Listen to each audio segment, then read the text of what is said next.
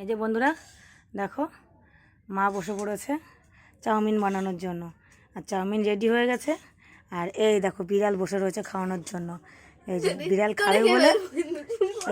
খাবে বলে এদিকে বসে রয়েছে বাটি পেতে। তারপর ওই দেখো ওই নিচে যে কড়াইয়ের নিচে যে থালাটা আছে না, ওই থালাটা নিয়ে বসেছিল। তা আমি তো নিয়ে সরাই দিলাম, তার জন্য ওই থালাটা মা নিচে রেখে দিয়েছে। ওই থালা ভরে খাওয়ার জন্য প্লেটে রেডি সেডি করে এই যে নিয়ে চলে আসা হলো আমার দিদার বা বিড়ালটার। আর এই জায়গায় গাবলাই করে দেওয়া হয়েছে মার জন্য।